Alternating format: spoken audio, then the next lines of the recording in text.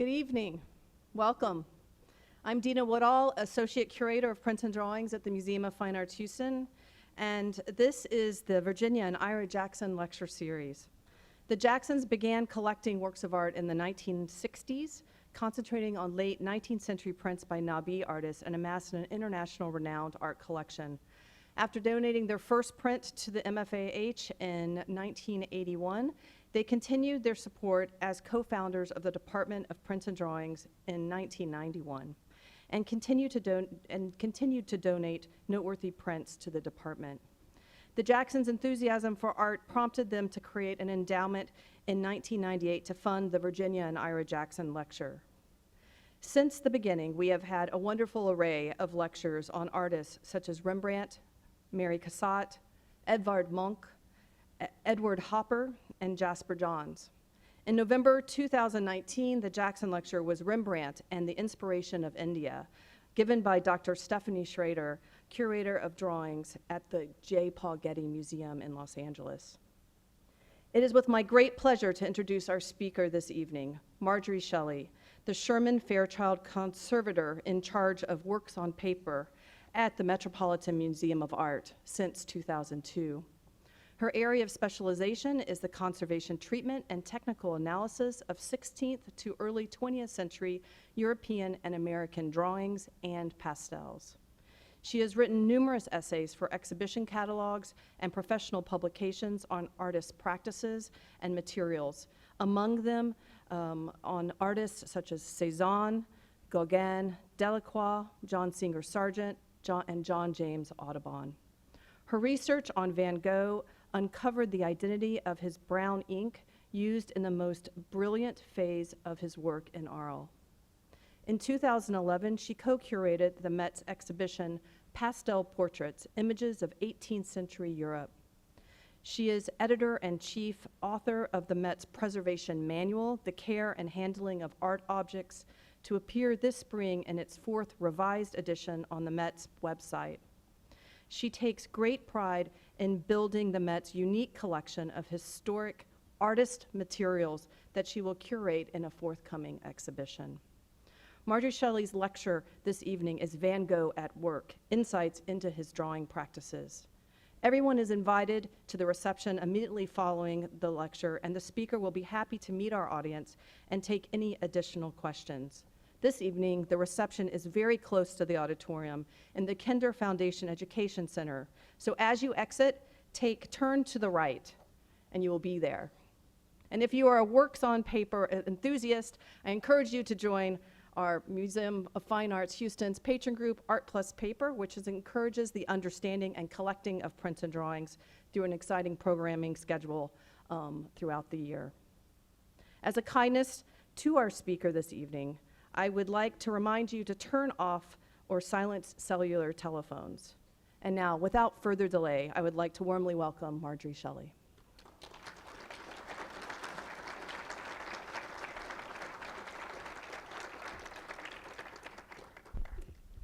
Okay, thank you, Dina, and thank you, Gary, for inviting me. And I'm very pleased to be here. This is just a magnificent museum, and it is a pleasure to look at the collection, the building, and I have found the exhibition that's on view about Van Gogh absolutely fascinating. So I'm really pleased to see that. Okay, I guess those lights stay on.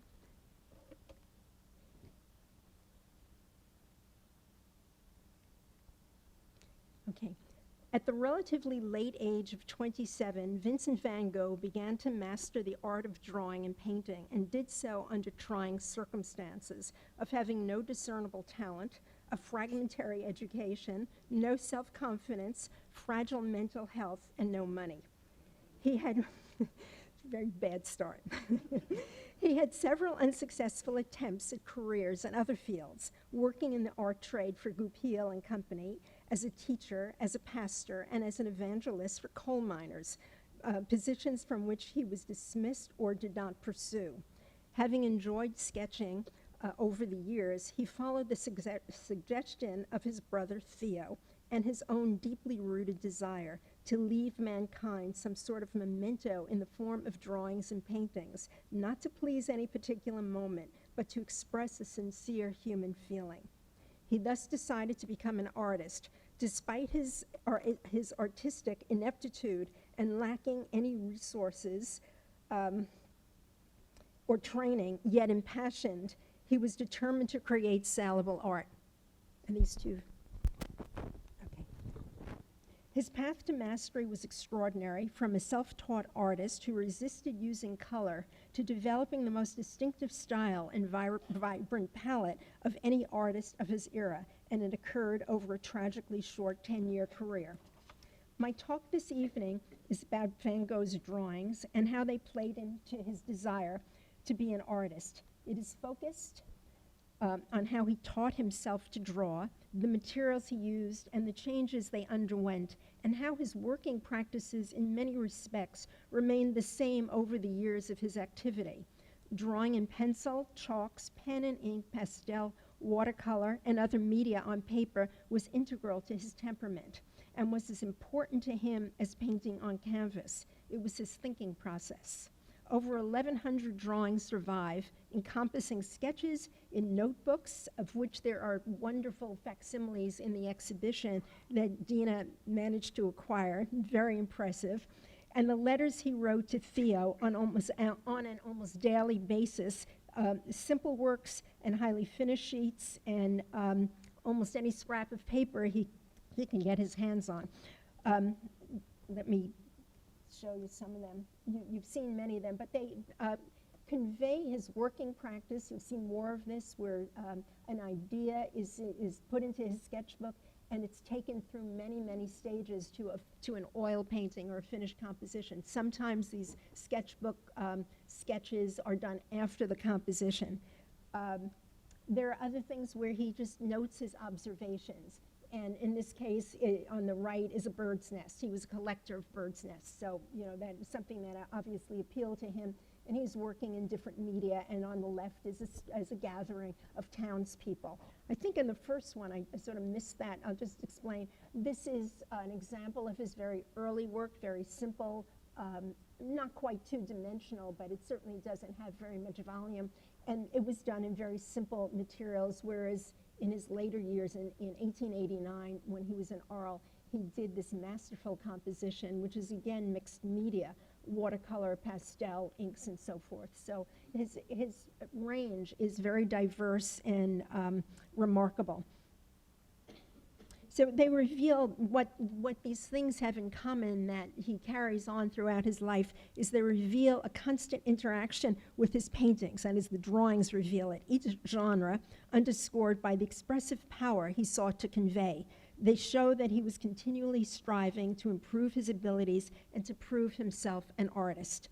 Van Gogh's production during the years of 1879 to 1890 can be divided into two phases. The formative period, when he was teaching himself the mechanics of being a naturalistic artist, exploring new materials and various ways of using them, trying out new subject matter, and he was also interested in the rendering of light and shadow, and of course mastering perspective and proportion. It was only during his final years, from 1888 to his death, when he became the Van Gogh we know, immediately recognizable by his bold palette, as you see in the Bridge at Langlois, and simple, forceful compositions. Throughout this time, he moved from one town or city to the next, seeking affordable models, cheap housing, and subject matter or scenery that inspired him. Each new setting resulted in a modification of his handling, gradually transforming his style. Initially wanting to be a figure painter because, as he noted to his brother, the figure touches us as human beings more directly and personally than meadow and clouds. But knowing very little about the practice of painting or drawing, he devised his own program of study, producing countless drawings within 2 to 3 years. Because of his, well, this is throughout his oeuvre. The last part was those 2 to 3 years. Because of his strong objections to traditional education, this ultimately would include less than a year of formal instruction pursued during his stays in The Hague, Brussels, Antwerp, and Paris. Despite his naivete, he was uncannily methodical in his plan, as he believed that no that to be an artist, he first had to master drawing, which he described as the root of everything. And he constantly reminded himself of this need to make more studies. What is remarkable about Van Gogh also is that certainly in his early years, he wrote everything down. He was telling Theo about what he was doing. In part, Theo was supporting him, but Theo also was trying to encourage him to be an artist whose work was saleable. With a passion for graphic art that directed his efforts, he drew relentlessly, found or hired models from the local populace, such as these people standing in front of this building. He did his own printmaking, as these examples show. One is a lithograph, the other one an etching. And he based this, and of course he copied old masters.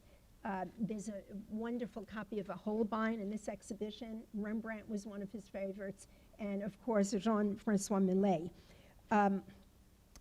He must have based this program on the long-standing academic method for learning to draw, where the student would copy from prints for the most part for the first part of their training, and it was only following that they would go on to do copies from the cast or sculpture, and then on to doing life drawings.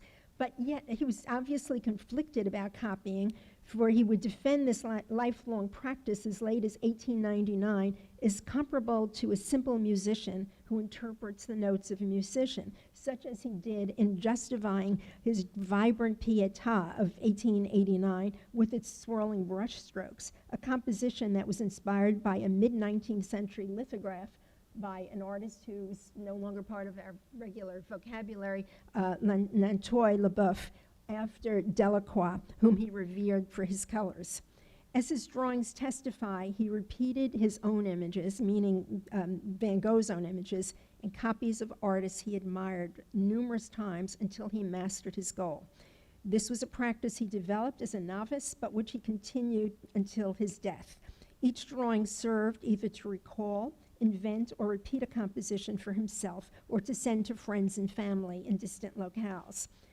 Although Van Gogh is known for his brilliant color, as exemplified by this Pietà, he began his career wanting to be a black and white artist, a decision based on several factors, each of which had a bearing on his somber palette at the beginning.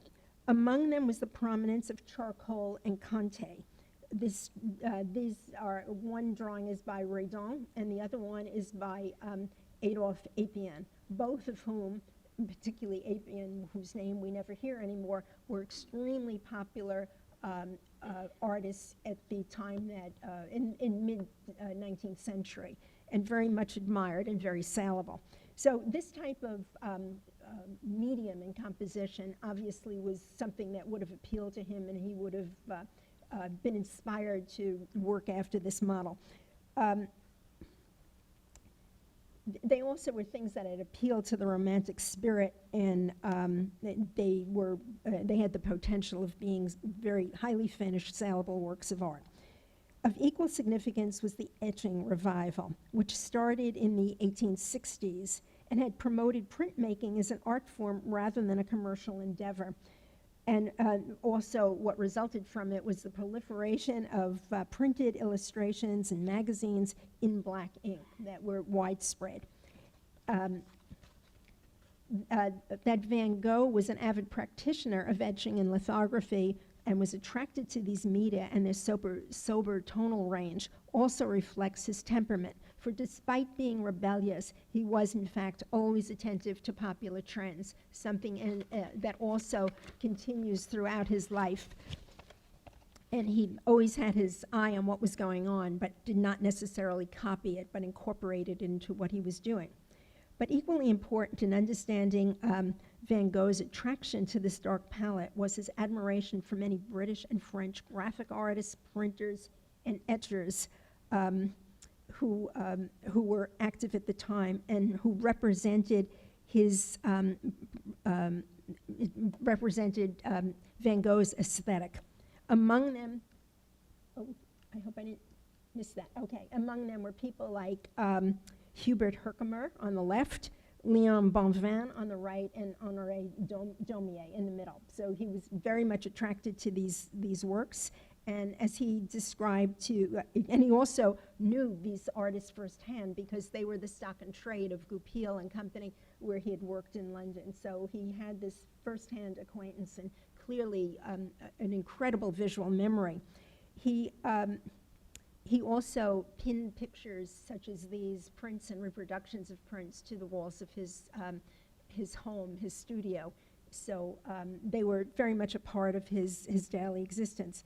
But his particular affinity for these artists also rested on their socially conscious subject matter. Being a defender of the poor and the downtrodden, depictions of the working class and peasants at their labors or in their simple dwellings appealed to Van Gogh's sentiments throughout most of his activity and also gave him the opportunity to study the figure.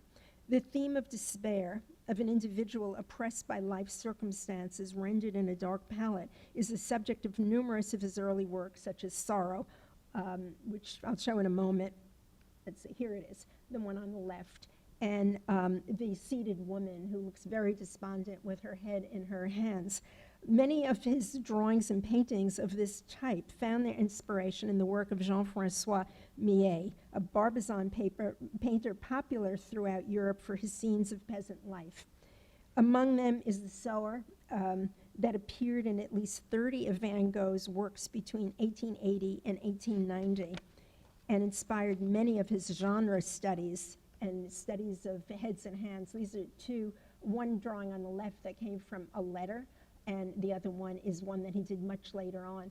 But his absorption in certain subject matter is just fascinating. I don't think there are any other artists quite like this who would take a subject and constantly return to it, not necessarily making dramatic changes, but revisiting it. So he also, as I said, was doing studies of local villagers who he hired as his models, and many of these went into his compositions of peasants and would enter into his masterwork, which is of this time, the potato eaters. But there's a woman gleaning, sometimes variations on the theme. So these are his potato eaters, which he associated with the people of the earth who were plowing, digging the fields and planting, and therefore it was spiritual and very meaningful to him on that level. He's also in this composition in oil and transfers the idea to the lithograph on the right. He's exploring the idea of light and how it's reflected off different surfaces in a very dark environment. These were, this was part of the zeitgeist at the time. Artists were looking at the charcoal and Conte crayons and really capitalizing on their richness of tone. He was constantly experimenting with a broad range of materials in his pursuit of emulating this type of motif and coloration. And he had a proclivity for drawing in pencil. Not the ordinary graphite pencils generally used for writing, but carpenter's pencils, which he erroneously or naively speculated must also have been used by Michelangelo and Dürer, based on his spiritual kinship with their motive strength. A robust tool which suited his temperament because its broad rectangular shape allowed for greater pressure of the hand and marks that were more expressive than a standard pencil that was sharpened to a narrow point. But it also, because it could be twisted to be on the broad side or the narrow side, it gave him the opportunity of making thin and wide lines using the same tool.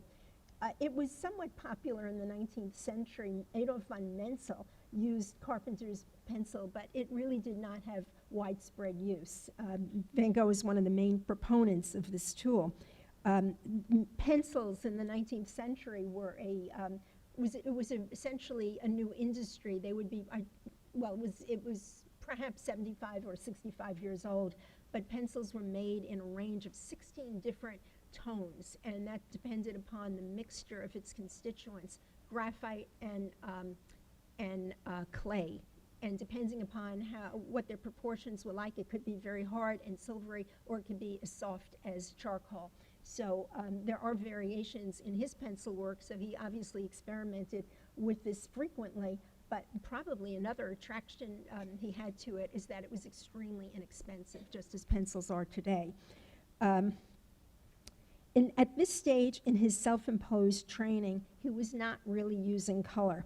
When it is present, it was in localized areas and of diffuse intensity, as you can see in these two early compositions, The Road to Eton and The Boy with the Sickle. You could barely discern that there's color in these compositions, and the fact that on the left the paper has yellowed over time makes it more difficult, but you could see the blues in some areas where on the far left where there's some earth tone, a brown tone, where he's making a very slow entrance into this.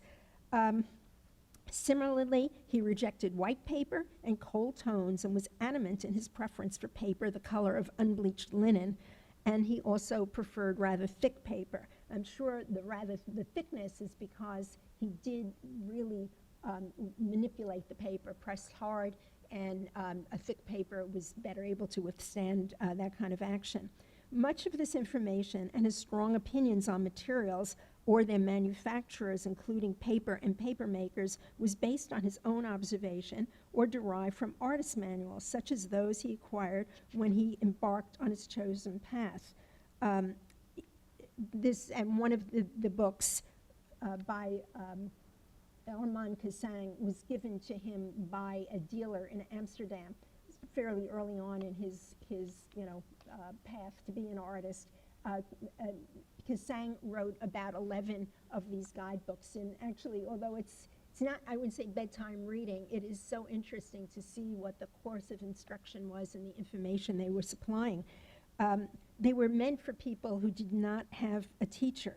And from his letters, we know that he owned copies of manuals by this author, and he probably had two, from which he learned about tools, drawing media, types of papers, as well as perspective.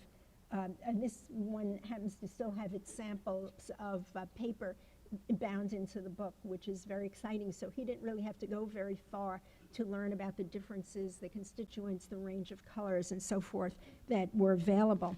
The other book that he owned was by Charles Bargue, called The Cours du Dessin, a highly disciplined, self-guided course on figure drawing for students who, like he, were not enrolled in the academy, and learned drawing by copying, not from a plaster cast in the studio, but just very simple, as I was saying before, from looking at a print or a drawing by another artist.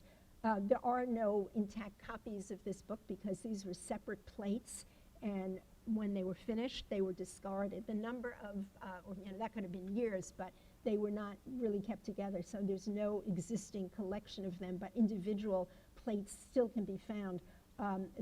It taught drawing by what you see here, very exaggerated contrasts, and also using schematic lines and points of separation in the body to inform the student how to, what the most important elements were. So he continued to emulate this style as late as 1888 when he, this might have been, or 1887 for sure, he did the statue of Venus based on a sculpture cast undoubtedly in the studio of Fernand Cormans, who was a teacher, an academic history teacher in Paris at the time he was there, and also he went to classes there for a while. So it was something that stayed with him. In a way, not just a memory, but what we see is this angular style in many of his early drawings, such as the boy with the sickle and this other figure with his hatchet-type knife. They have a somewhat mechanical quality to them. They're not really very naturalistic. And the other thing about them is this sense, the absence of expression, sort of a melancholy affect, which is how these figures are portrayed in the drawing manuals. This is also evident in another aspect of his work, which is his reliance on the manuals for rendering perspective. And in this case, showing you an illustration at the upper right of Cassang's, one of his guidebooks, which is on perspective, and how he conveys the sense of of receding space. And it seems very likely that Van Gogh would have turned to a diagram such as that in rendering this composition where the space recedes well into the distance, but also, if you notice the methodical measured placement of the trees and the parts of the fence, this too is implied in the diagram, and he just was able to grasp everything he was looking at. So it gave him a way to structure this composition. It's also of note that he constantly went back to his drawings or created small drawings, in which he sort of reproduced what he was working on his larger works of art, and that seems to be the case in this letter and the illustration that he sent to Theo. It's kind of remarkable that he could do that. So that was a major source of what he was basing many of his ideas on, or at least it stimulated them. From his start in Neunen and Etten and continuing throughout his career, Van Gogh was always seeking to increase the expressive impact of his drawings. Despite the seemingly monochromatic palette of graphite, which was his preferred medium, he succeeded in imparting greater richness of tone by varying the other media that he used, either in the way in which he applied it or in the way in which he layered it. One medium over the other usually is starting with graphite. In the early 1880s, his letters refer to his trials with many dark inks and dry media. Among the inks that he used was India ink, which is a slightly lustrous ink and has been around for ages, sepia, engraving and lithographic ink, wax crayons, powdered ink, lamp black, and ordinary writing ink, which also had been in use for centuries and was made of vegetable tannins and iron compounds. And it's the brown ink that we usually see in letters and in many, of course, old master drawings. So that was the ordinary writing ink. In the late 1880s, he started using another ink. It was a modern ink, only recently put on the market, and it was called logwood ink. So that was added to his repertoire, and we will look at those in a moment. And of course, he also used printer's ink, a medium with which he was familiar from his own efforts. Many of the drawings are simple and only rely on manipulating the graphite or another black medium, such as charcoal or Conti crayon. As you see in the drawing on the left of the baby in the cradle, it's not complex. It has only one medium in it. When he worked on the weavers, he did a whole series. It's a little bit more intricate because he started to add white chalk to it so he could modulate the various tones. He was always looking for a new way of doing things. This drawing on the left was done in the traditional ink that we see when we look at old letters or old master drawings, iron gall ink, and the one on the right seems to have been done in lithographic crayon. So everything was, he tried everything, and it wasn't simply that it was that material alone, but he incorporated it with other things. When he went, and I should say about those drawings that we just looked at, some of them, such as the one that's done in lithographic crayon, he fixed with skim milk, which was not an uncommon fixative at that time to avoid smudging, but he did it because he said here, he claimed that it brought a new kind of black into my drawing, and now the sun is shining because the lights show up more strongly. It's something that's very difficult to capture in a photograph, but if you look at a drawing without the glass on it, and you look at it from an oblique angle, you could see that there is a luster on it, and it does transform the drawing. But he was finding ways constantly to enhance what he was doing. As he went along and became more inventive, his drawings also became more complex. And this is a magnificent drawing that is composed of multiple layers. It's on an off-white paper. It's done in what we look at today as brown ink, but it's probably the faded iron gall ink because it customarily turns brown. In pencil that was heavily applied, it has the effect of carpenter's pencil. He also put India ink on this, some touches of other media as well. And he's used white heightening to finish it off. What he's also done, which he does not do that frequently, but it's evident from time to time, is that he scratched into the water with a penknife in order to, he scratched through the ink layer in order to bring up the underlying white paper and give the effect of ripples. He's also used a little bit of white gouache in this to get another shade of white and vary what he was doing. What's also phenomenal is that most of these drawings were done rather quickly. He did not labor over them. And in another drawing done later, which we just looked at before, he's used white in the more customary manner. He's modulated it with the black chalk, and he's modulated so he has different shades of gray. So whereas here he was using it in a conventional sense in the nursery at Schwengweg, he was actually using it in the sky as well to cover up his mistakes. It was very much like whiteout. So he took advantage of that also. This, however, has altered since he executed the drawing because the paper has become more yellow with time, making the white paint, which is stable, stand out. So he did not anticipate that. In addition to this list of black inks, the richness of tone of these drawings was made possible by various dry media that did not require the intervention of a brush. They would be blended or manipulated with a finger or a stump, a roll of a coil of leather or paper. So that would help to spread the medium. There were also many fabricated media that had come on the market at this time, in addition to the traditional media like chalks and charcoal. So this was the result. He was living really at a very dynamic moment when many, many new materials were coming on the market or being used. And this included, as I mentioned before, this array of graphite pencils differentiated by the degree of softness and depth of tone, fabricated in natural charcoal, lithographic crayon, which also came in many varieties, Conti crayon, and natural chalk. He referred to natural chalk as mountain crayon and described it as the soul of a gypsy with the color of a plowed field on a summer's evening. Typically, in his novice years, he ascribed an almost lifelike animate quality to his materials and his tools. But by the late 1880s, when he was more confident and more skilled in his ability, he started to refer to them with their scientific names. And at that point, he also stopped telling Theo about everything that he's using. He was nonetheless drawn to the dark palette of these materials and referred to this method as painting in black.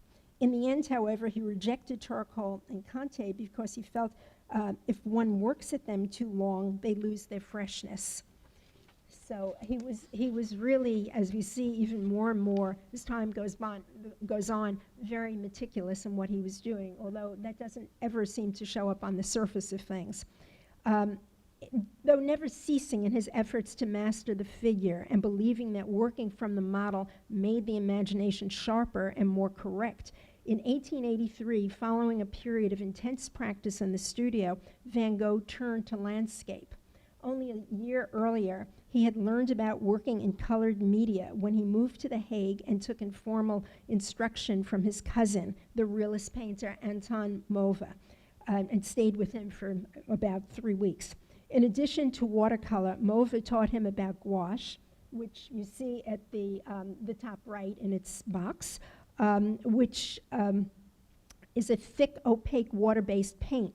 Like oil, it was available in metal tubes, which Vincent first purchased at this time, and it was metal tubes for gouache were available since the mid-1840s, but he only departed in this direction at that point. And being squeezable from a tube had a thick consistency, making it well-suited to the relatively new flat-profile brush. So these were tools, and it's at the bottom right. The ones that are beneath it at the far right are what brushes looked like until the mid-19th century. They were the cluster of the hairs that were inserted into a quill ferrule, the part that holds it together, and then had a wooden stick on it. And when this new type of malleable metal came into existence, it really changed painting dramatically because the artist could now make a different type of stroke. We see evidence of it in watercolor in the drawing on the left, which he did in Paris, and you look at the sky and you see these relatively thick strokes, and throughout his work, whether it's oils or watercolors, we do see evidence of this. So he wanted something with a lot of vigor in it. He wasn't looking for a delicate stroke, but of course, like most artists, he had a collection of brushes. So, and of course, it lent itself, this flat profile brush lent itself to broad expressive strokes. Not least the appeal of gouache to Van Gogh, who was fully aware of current artistic trends, was its association with modernism, or primitivism, as Gauguin would refer to it, because its matte surface had become popular in recent years as artists retreated from academic techniques and glossy varnished surfaces. They wanted something that was more direct and, of course, had no association with the Academy and its highly varnished paintings. Ultimately, Van Gogh would do most of his work on paper and canvas out of doors. Plein air painting, which is outdoor painting, had become extremely popular among professional and amateur artists from the 1860s, its desirability supported by a thriving commercial industry that supplied the landscape painter with new equipment made expressly for this pursuit. What distinguished it from studio apparatus was that it was lightweight, compact, and portable. For watercolor as oil, the array of equipment was vast and included collapsible, all these things are collapsible easels and stools. Just the stools are like a camp stool. Sketchbooks of all sizes, which you could see on the far right. Sometimes all the sheets were glued together around the edges, but they were of every size and appearance imaginable. Tin containers to hold water, which we see on the left. Some of those were also used by the oil painter, but most of them had lids or covers so they could be taken into the woods or wherever they were going. So it was a whole new way of looking at things. Possibly also, well, other things that came about were portable ink wells. And although those existed even in the 16th century, now they were made of materials that were lightweight and suited for this type of thing. And of course, there were lots of ads for gouache or pans of watercolor. You can see that in the middle. The boxes usually had thumb holes. Well, this is, do I have another one here? No. They usually had thumb holes at the bottom or loops so they could be secured in the artist's hand. And for the most part, they were enameled black on the exterior, but white, as this one is, which would have been very much like the one he used, but the interior was white. And the reason was, or is, because this simulated the whiteness of the paper that watercolorists would use. So they could see exactly what they were doing and how their colors would look. And that became traditional. Van Gogh's many forays into the landscape and his many rapidly executed plein air drawings suggest he was adequately outfitted with equipment and which, because of its convenience, greatly expedited his painting process, speed of execution being a matter which he talks about frequently in his letters. The cost of these materials was high, and Van Gogh struggled with this throughout his life, depending on Theo for their purchase. In 1881, Theo visited his brother and gave him money for materials to use out of doors. In another letter, Vincent thanks him for a box of moist colors. Moist colors is a British term for watercolor paint that only needed a touch of a wet brush to quickly put the color block into solution and allowing it to flow easily from the brush.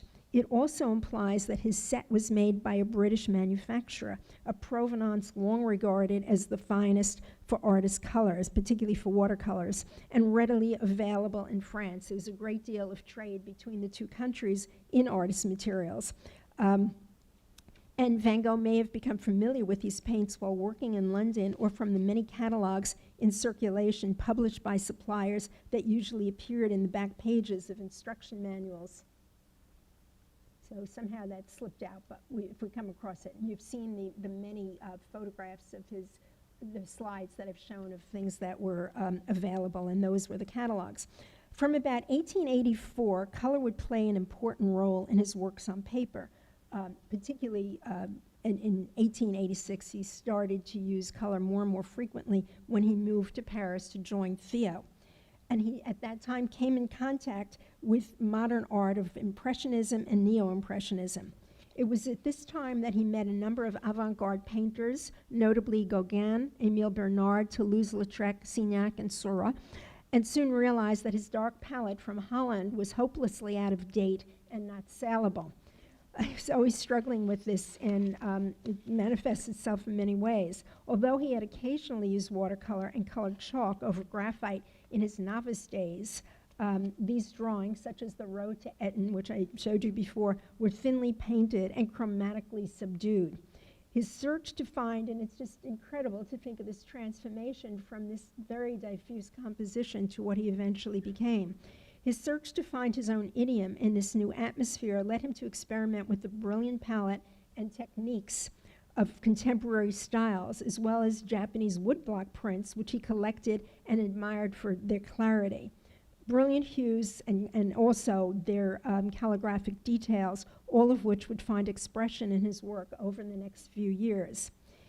In addition to the aesthetic issues that he now began to explore, Van Gogh returned his attention to improving his skill in watercolor.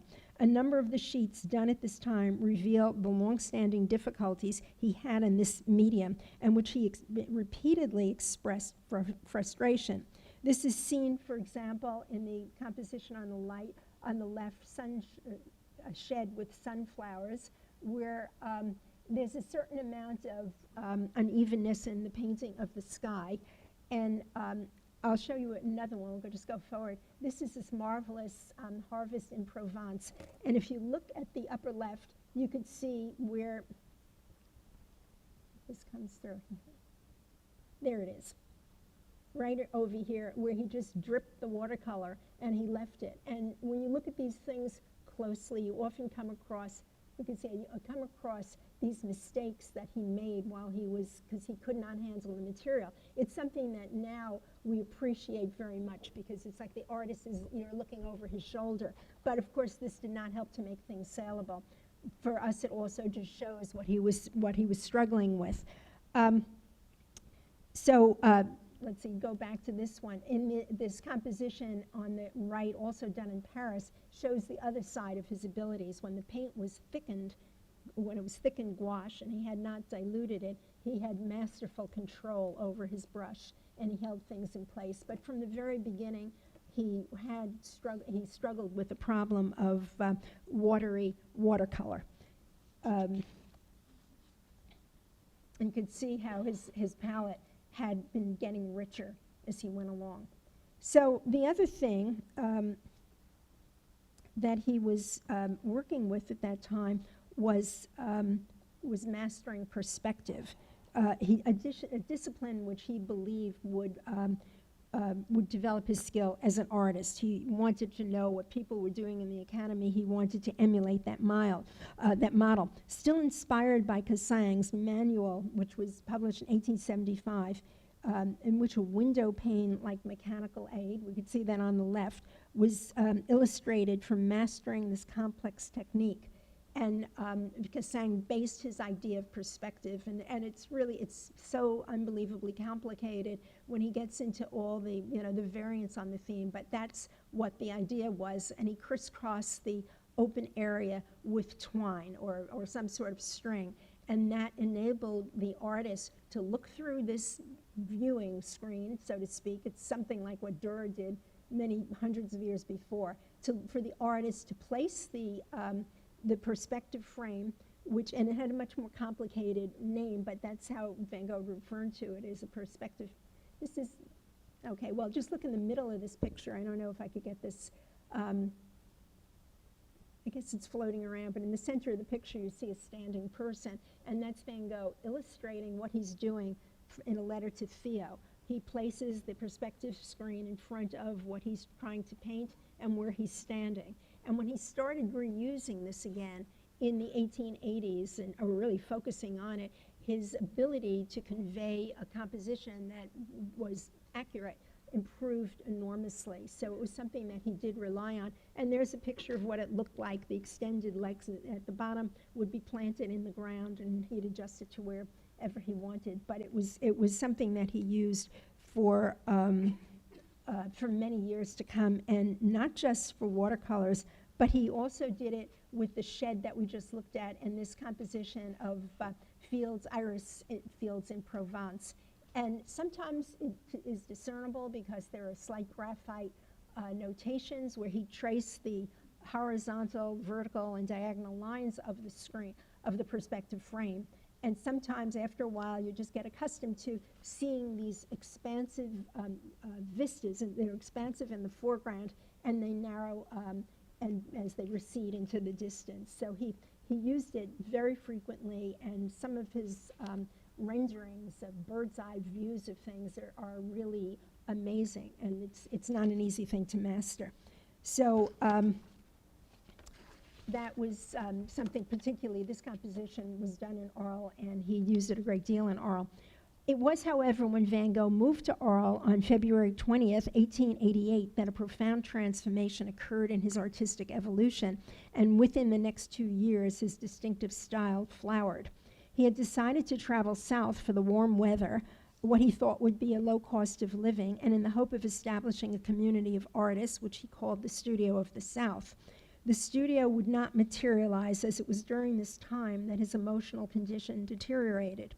He voluntarily committed himself to the asylum at Saint-Remy in Arles, and during long periods of serenity was extremely prolific, producing some of his most intense, dramatically colored oils and exquisitely worked drawings of all subjects. The drawings are considered as some of the finest work of modern draftsmanship and are on an equal footing to his paintings on canvas. And this, you begin to realize as you look at this and the various components that went into each of these compositions. One of the first things Van Gogh discovered, however, when he moved to Arles, were reed pens. Pens had been of critical importance. They're on the left as opposed to his traditional steel pens.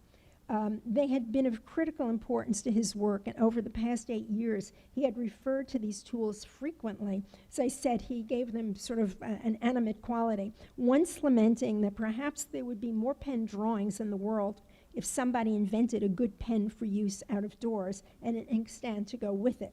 He was very opinionated. It's very amusing to read his comments about what he was using, and also about people. These were made of ordinary reeds growing along the edges of ponds and riverbanks, which in his word, he would sharpen the way you would a goose quill, which he also used, but not as, it's evident in many of his drawings. Those are invariably a finer line. Undoubtedly, they appealed to him because of their association with Japanese art and calligraphy, but he also recounted to Theo that he had tried them in Holland, but they were not as good as those in Provence. So in the intervening period, he just dispensed with reed pens. Reed pens were distinguished from Western steel pens, which was Van Gogh's customary drawing tool, by their flat tip, giving them a fluent and bold stroke. Typically humanizing his materials, he had once acerbically commented, even before he started using them in 1888, that very fine steel pens, like very elegant people, are sometimes amazingly useless. And I see it, and as I see it, they often lack elasticity. The most ordinary pens just naturally have, to a certain extent. So they're humanized. Despite this claim, he did in fact occasionally use a steel pen, as seen in this. You have to look closely on these are details from this picture of the Zouave on the right, but you could see some of the impressed lines. Oops.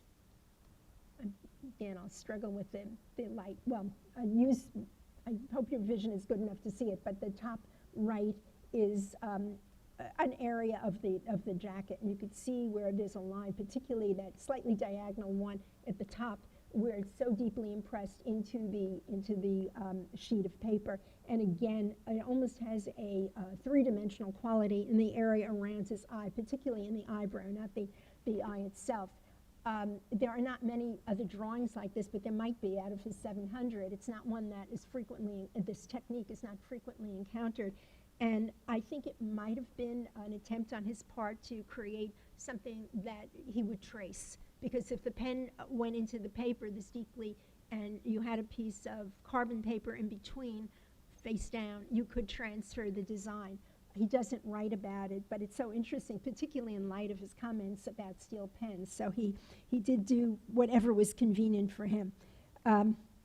Along with reed pens, Van Gogh's arrival in Arles also brought the discovery of an ink that he had previously not encountered in Paris or elsewhere. Usually sold, and this is an example of it, usually sold under exotic names that evoked the Orient, which was not unusual in the labeling of artist materials. The ink probably appealed to him simply because it was cheap, black, and readily available. It was probably just sold in kiosks and at tobacco shops.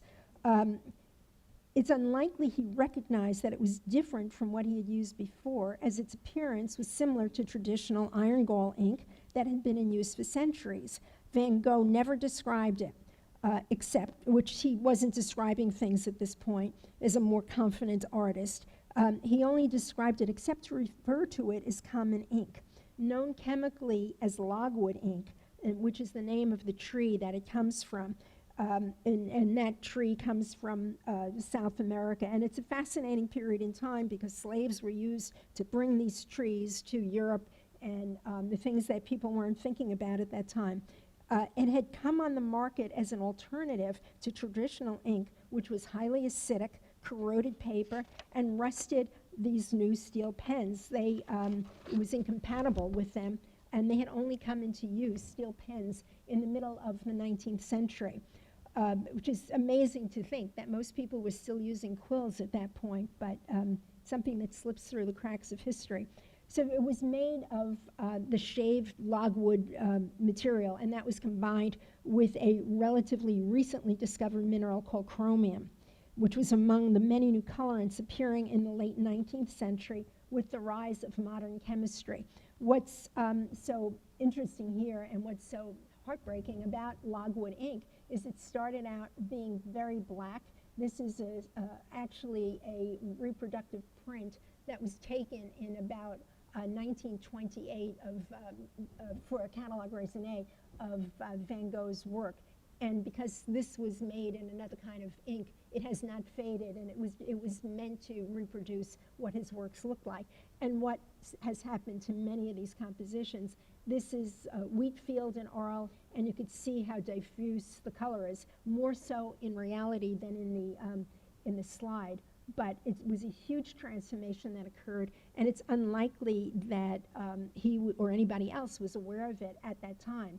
That, of course, was replaced by another kind of ink because there's always been the search to find products that are superior to what people are using. They had problems with the iron gall ink for the reasons I mentioned, but many other things that were not favorable. So this is just a sampling of some of the colors that were printed and put, or samples of them that were put into an artist's manual to show what a person could buy. It was a catalog, and the colors were absolutely vibrant. Purple, and the shades of purple were a new hue at that time. It was wildly popular. Queen Victoria had created a whole outfit out of magenta because it was so, it was the latest trend. In fact, they used to refer to the people who manufactured it and purchased it as indigo maniacs, even though it's not indigo. It just had a nice sound to it.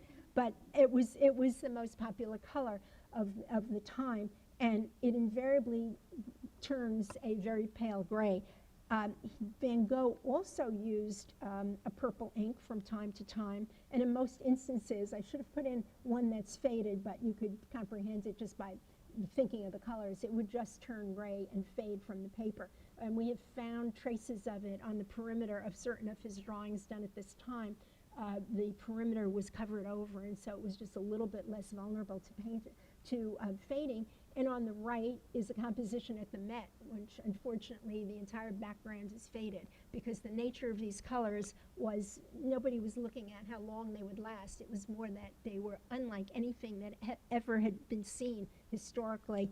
So it's an unfortunate problem that has occurred, and even though we try to control light, which slows up the process a little. It's almost inevitable because it's the constituents of the composition. So you saw what the wheat fields looked like and the different changes that have taken in it. But another thing, in addition to his use of these vibrant colors, when he moved to Arles, drawing took on a new importance for him. His confidence and his ability increased. His colors became intensified, like the colors that we see in his paintings, but you could see what was on the market from that chart. His forms became less naturalistic and more simplified. These compositions were often larger than in the past. They're pretty large-sized sheets.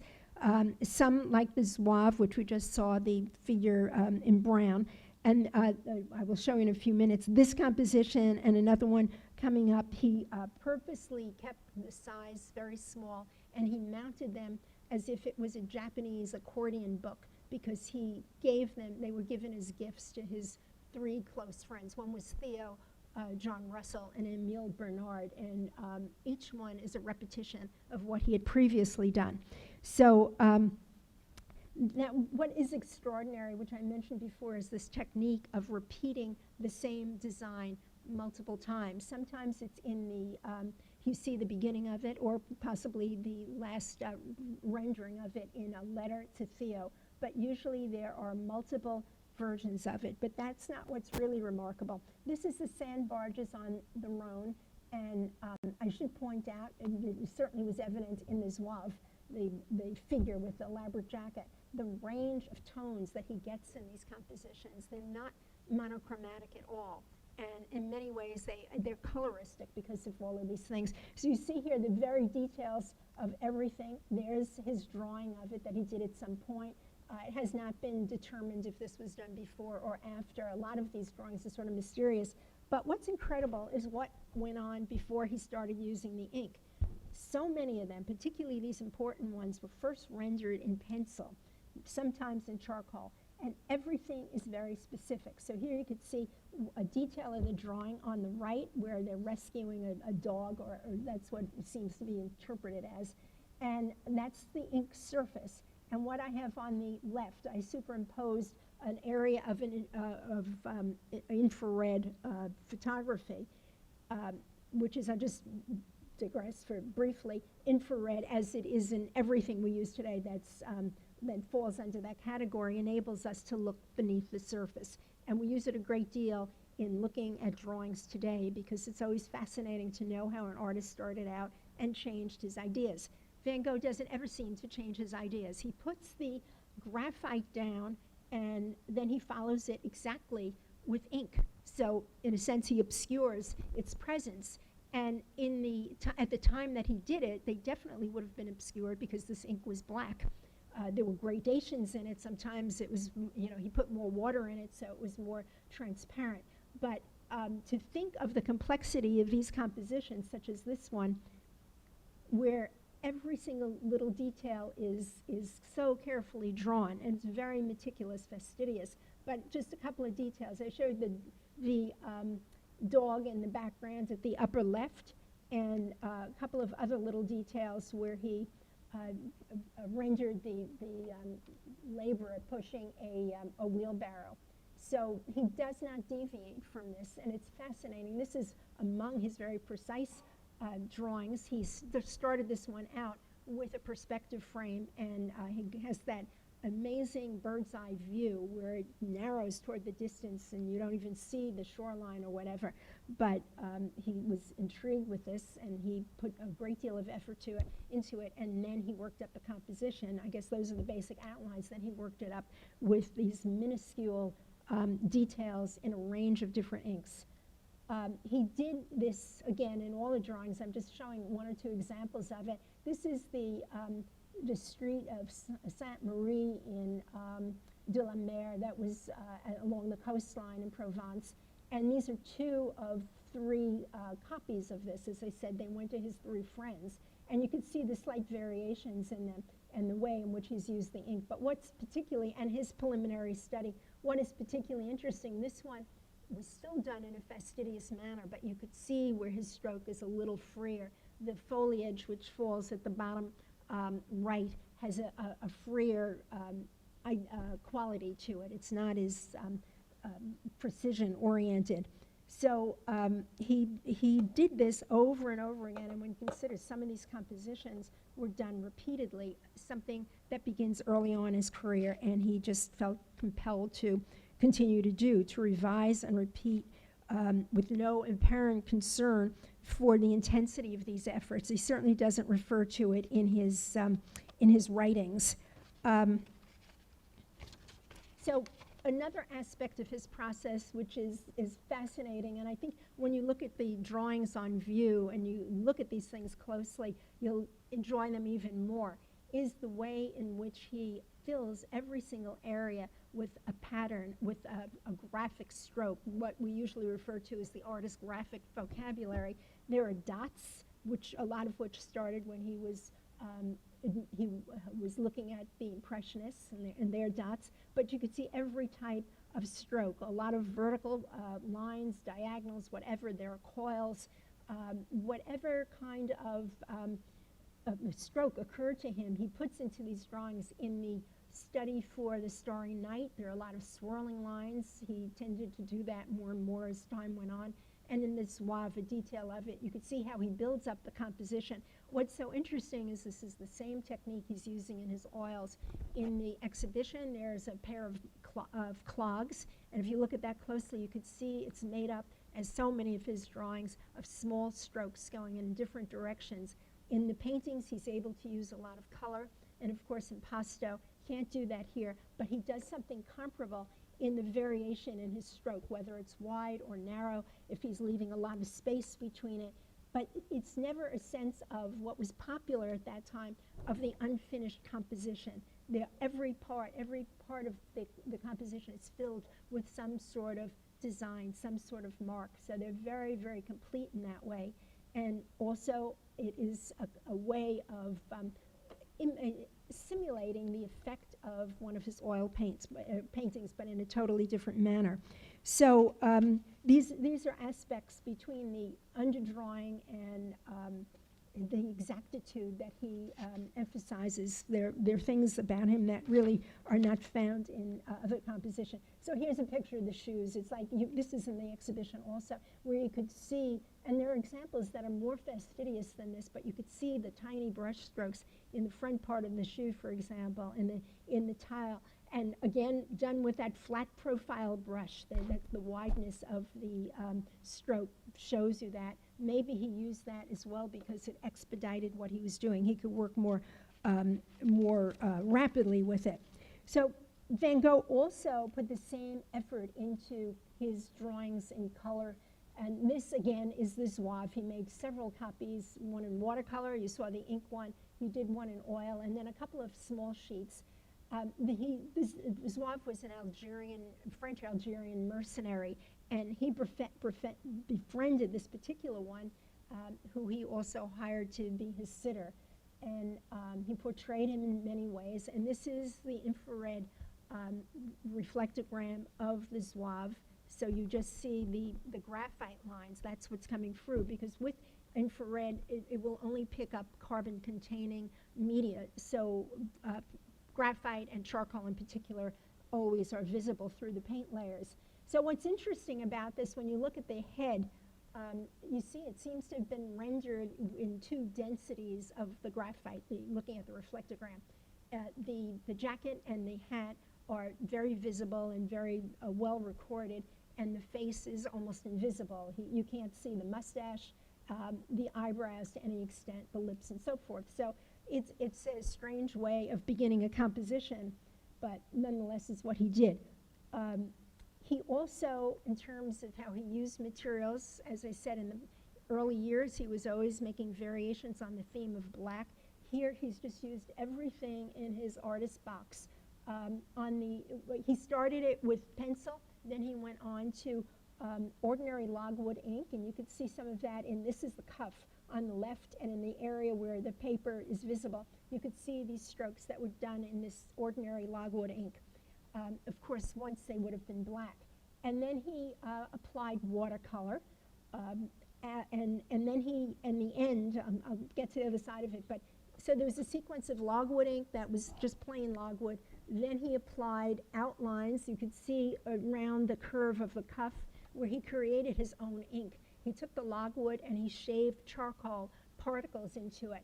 And that's probably the reason that that hasn't faded, because it has the natural black medium in it. It's not vulnerable to what these man-made inks were vulnerable to. So he emphasized the contours with that. I'll go back to the picture of it so you could see how, particularly around the hat where it's very dark, and he added this to the hair and the mustache and so forth, so, but only in part did he do that in certain places. Then he filled in with the background in green paint. These are all modern, recently introduced colors, chrome green and chrome yellow rather, and emerald green in the background. And note again, he was struggling with how to apply the paint. Probably the paper was not appropriate for his material, and it absorbed a lot of the moisture, and he couldn't spread it. So that accounts for it. He knew a great deal about paper, but he probably just could not afford the paper that would have been suitable in this case. And there's no question that he would have known exactly what to do, even though he often could be very oppositional. So you see in the hat, what's interesting is he's used pastel in it. And that, too, is something that he realized. He modified it. He added water to the pastel, and that's why it's looking somewhat uneven, because he wasn't, trying to cover the whole thing. And in the blue areas, he used ordinary blue wax crayon. All of these decisions were probably based on the fact that some of these media were inexpensive. And he was familiar with pastel. He used it quite frequently. He doesn't talk about it himself, but people who knew him and worked with him, Dodge McKnight in particular, who was an American artist he met in Arles, referred to him as always having pockets full of broken crayons, as they referred to pastels at that time. And you can imagine what he's like. So you could see the range of materials that he's using, and he knew enough that he didn't start out with the blue. He started out with the green, because you couldn't put a wax crayon or a waxy substance over ordinary paint. So what he also was interested in this composition is the placement of the colors. Theories of complementary color were very popular at that time, placing blue against yellow, red against green, because they intensified the emotive impact of the color on the eye. And there in the picture of the yellow house, he's done the same thing, where he's used this yellow as much more intense in person. And it looks like the yellow in the house in the exhibition here for children. And he's played it against the very dark blue sky. Here he has achieved a much darker color. He did it at night. But again, the colors don't flow, and that's how he was able to manage this material, backgrounds and skies. But what's particularly interesting about this is going back to the issue of why the face and the underdrawing look so different than okay, just go back to that one. Why there's so much variation in it. And this too, the color and the position of the colors meant a great deal to him. And it's the pale flesh tone, which doesn't seem to make that much sense in the context of all these very enriched colors. And for a while, I couldn't determine even if it was if it was faded, or if there was some paint on the surface, because the layer is so thin that it was hard to discern that. But as it was very purposeful, and we know that because Van Gogh described what he was trying to achieve to Émile Bernard, that he wanted to evoke the sense of a Japanese portrait in expressing the matte and pale complexion of a young girl and the piquant contrast of the black hair by means of white paper. So he planned this out in advance, and it accounts for the very lightly rendered underdrawing of the face and the light application of the flesh tone, because if he had done it more forcefully, he could not have achieved this effect of the pale complexion that he wanted. So it's interesting when you start exploring what lies beneath the surface and comparing it to what he said and what the natural properties are of these materials, that it tells a story. And the last one, very briefly, that I want to mention is another one of his colored drawings, a corridor in the asylum. which he did at a time when his supply of art materials from Theo had been delayed, and he had very little to work on. And he chose a paper, we can only see touches of it where there's no paint, of a pink Eng paper, and I'll tell you what that is, instead of a white paper that he customarily used. And this is a paper that is made for working in charcoal as well as pastel. They're beautiful sheets of paper, but that's what the purpose is for, these dry media. But he had nothing else at hand, and he used it. He had 3 sheets of it, and he used it for his 3 compositions he did at this time. And again, you could see, you know, the vibrant color that he would, and the relationship of the greens to the blues and so forth. It's a little bit more muted, probably because he did not have enough paint or enough money to get it, and he wanted his paint to last. So he diluted the oil paint that he had, diluted it with turpentine, so he was able to paint more freely. And again, see those strokes all the way down the corridor, the short strokes where he adds this amazing textural interest to the composition because it's so diverse in so many ways. So it's, you know, it's sort of a haunting, nightmarish view of the asylum. And I came across this, I'm not surprised that I did, because the Kissang perspective book that he owned made all sorts of plans on how an artist could create an effective perspective setting. So this one is remarkably close to what he did.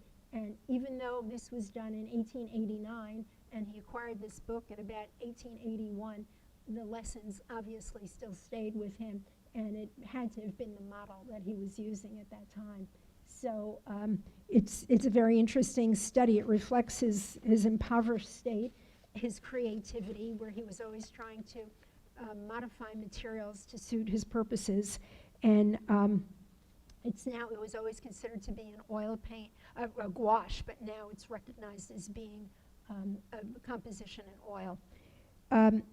So this sort of is a very summary sampling of the ways in which he dealt with these problems, how he was teaching himself, and a lot of it had to do with his own creativity and understanding of the properties of the materials.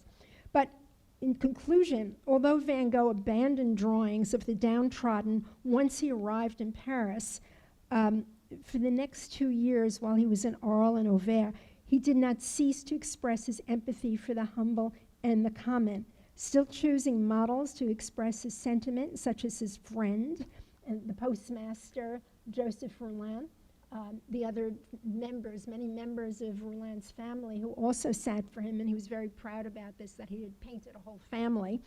And sometimes, well, in this case, he portrayed him 2 times in pen and ink and 8 times in oil.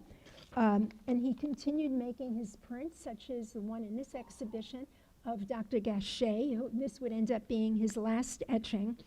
And it's interesting as well that he started out committed to works on paper, and he ended the same way, that he still had this, he felt compelled to work on it. But despite his increased ability, he never changed or ceased to rely on his routine of copying to make numerous versions of his drawings, nor did his need abate to combine different media and carefully orchestrate color for its emotive impact, nor did he cease to obscure his fastidious preparation beneath the spontaneity of his strokes.